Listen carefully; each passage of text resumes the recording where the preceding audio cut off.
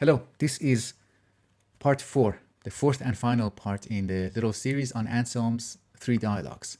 The 3 dialogues being on truth, on freedom of choice, and on the fall of the devil. After finishing this fourth part, I will spend some more time thinking and meditating the content of the dialogues, and then I will make one public video about my experience reading this text and some of the reasons that I discovered, justifications that I discovered for reading these 3 dialogues, this work, why I believe it is important, worthwhile to read it. I was thinking about the students. One difference between the framework that the student is thinking through and how that might be different from the framework, the style of thinking that the teacher or Anselm is introducing in this dialogue. So I wrote here that the student, it seems like the student expects the angel, the agent, to be predictable. It wants not just the behavior of the angel to make sense, to become transparent, to become meaningful, but to be meaningful in a certain sense, to make the sequence of events predictable, inevitable. He cannot understand, the student cannot understand that once someone has will of their own, volition, the capacity for choice, then that choice becomes a factor in the situation. It's one of the factors that determines the outcome of the situation. You cannot expect to be able to predict that agent's behavior simply by knowing what they know and the things that they desire. Why? Because their attention might spontaneously be oriented towards different aspects of the situation. And because they have the capacity for choice, they will exercise that choice in a way that will be spontaneous. In contemporary language, if we were to use contemporary language, the student expects a causal account, if not a mechanistic account, a causal account, whereas the teacher and Anselm are offering a normative account, not a causal account, not an account that makes the fall of the devil inevitable. But it's a normative account. It's an account of a situation where, once we have that account, we can still meaningfully talk about morality and good and evil, and the agency of the creatures involved, persons, angels, creatures who have agency. Their agency plays a genuine part in the events. So let's read a passage from the 3rd dialogue, chapter 18. Quote, "Both angels received from God the having of justice, the ability to retain justice, and the ability to abandon it. God gave them this ability, this last ability, so that they could, in a certain sense, give justice to themselves." End quote. This is just another formulation of the capacity for choice. Another idea that I touched in the previous video, and I would like to try to reiterate it, maybe in a slightly different way, slightly more clear way. So creatures who have volition or will could apply that will towards an object, towards something that will bring them happiness. Or to put it more briefly, we can say they could apply their will towards their happiness, in the direction of their happiness. But they cannot determine what makes them happy. So I can direct my will towards studying, or towards eating an ice cream, or towards eating a nutritious meal, but I cannot determine what it is that I need, what it is that makes me happy.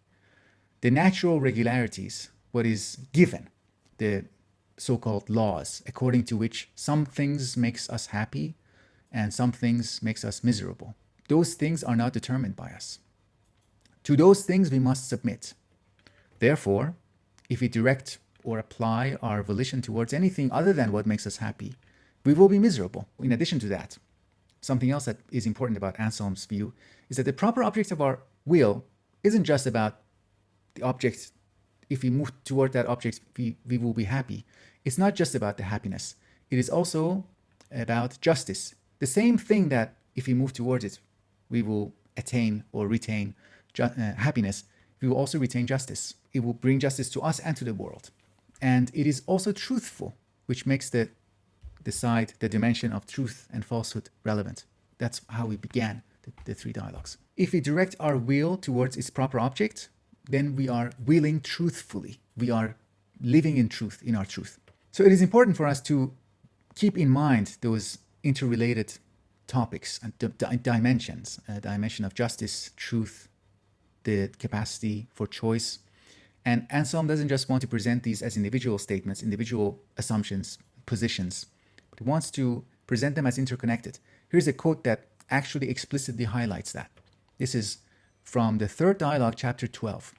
Quote, "But it's important for you not to be content merely to understand each of the things I say individually, but to gather them all up in your memory at the same time and see them in one glance, as it were." End quote. So in addition, let me say a few things about the relationship. I found the relationship between the student and the teacher quite interesting. Greg Sadler, when I read Greg's entry on the Internet Encyclopedia of Philosophy, he has an entry on Anselm. I should say the entry about Anselm is by Greg Sadler. In his entry, he describes the student as a fairly gifted student. But we could also note something else about the students, namely his sympathy. There's so much in common between the student and the teacher. They share a set of very important fundamental metaphysical assumptions, which actually facilitates how far they can get in their discussion, in their exploration. Something else I found interesting, at the beginning of the dialogues, the student says something, he promises something. The teacher says, okay, let's embark on this investigation together. And the student says, okay, let's do it. I will hold on to what you say to the best of my ability. In other words, the student is promising to preserve the results of their investigation. And isn't this what Anselm does and what Anselm is discussing in the dialogues? His mission, his philosophical project, is not necessarily production of new results, in new inventions like some professional philosophers, contemporary philosophers. He wants to preserve something, and he's endorsing a way of participating in the moral universe that involves the preservation of the capacity for justice that we are given.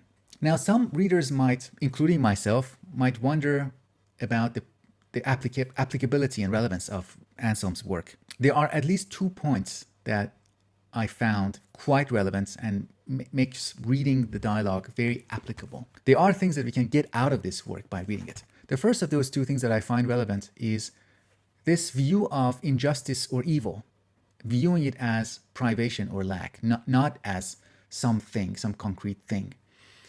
This view of evil as privation, as absence, has consequences. I truly believe that this will have consequences in our emotional life, at least emotional life, if not the way in which we act or react towards other people. To believe that no being is inherently evil, not just being, but also the power of will, that the capacity of choice is itself a good thing, even when it is misdirected, misapplied. Once we view persons as inherently good and their capacity for choice as inherently good, even when it is misapplied, I think this view is something that can combat hatred, things like hatred and intense negative emotions. Those things will evaporate as a consequence if we truly believe in this view of Anselm's view of evil and injustice. The second point that makes this reading relevant and I think applicable to real life experience has to do with the idea that the fallen angel didn't know that he was going to fall. He was, in a sense, distracted, we can say.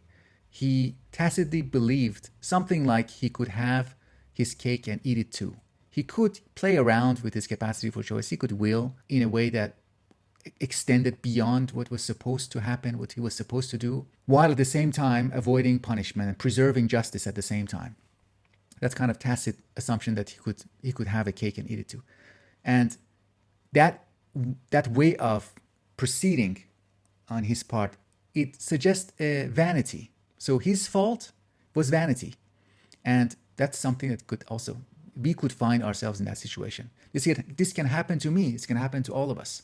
Our vanity can cause us to neglect or discount the consequences of our choice. Because of my vanity, because I'm too proud, I might just not think through the consequences of my action. I can say, I'll do this. I'll have a bad diet, or I'll have my bad habits. I'll indulge in pleasures. And not really think through that I will lose something if I am sacrificing something if I indulge, if I don't practice my will in the direction of justice. Finally, this is more of a speculation. I was reminded of the concept of events, the philosophical concept of events that I was introduced to when reading Alain Badiou. He very briefly introduces them in this little book, very short book, Philosophy in the Present, co-written by Zizek. But I believe the main place where he introduces and elaborates on the concept of event, and his philosophy having a central place for the concept of event is in his first major work, Being an Event. I was reminded of that because I was thinking maybe we could read the fall of the devil as a kind of philosophical event. In chapter 24, we read that the good angels and the evil angel, before the fall, before that crucial event, they weren't aware of the possibility of punishment. They were different in terms of their attention to justice, how much they differently paid attention to justice, staying on the right track. The good angels, they just spontaneously, they cared at that moment, they cared about justice more. But the evil angels wandered around, their attention wandered away from justice. So let me read this quote. This is from chapter 24, the third dialogue again. Quote, what the evil angel knows by his own experience, the good angel learned solely by someone else's example. So they both learned something because of this incident. The evil angel knows it by one means because he did not persevere.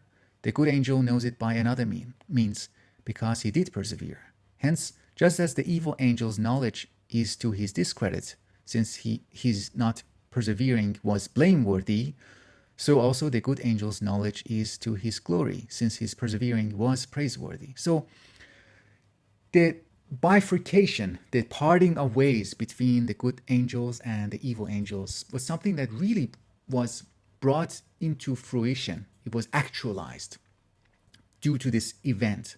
So according to Badiou, before an event, the situation is ambiguous, obscure, or in Badiou's own language, it's undecidable. We cannot know in advance. We don't have enough information. We don't know the rules clearly enough to know what is the right decision it is. That's what he means by the situation being undecidable. And the event happens, a decision is, a response is made to the undecidable situation by the good angels and the evil, the fallen angels. And this event reveals a new landscape or something new about the existing landscape. And what is revealed includes the new rules that would apply from that point onwards more clearly, more explicitly. So this is just I don't know whether there's something here to explore or not. I just thought I would share with you this connection to the event, whether it is useful to think about the fall of the devil as an event in the sense that Badiou talks about this concept. All right, thank you very much, and until the formal public video about these three dialogues. Thank you for your attention.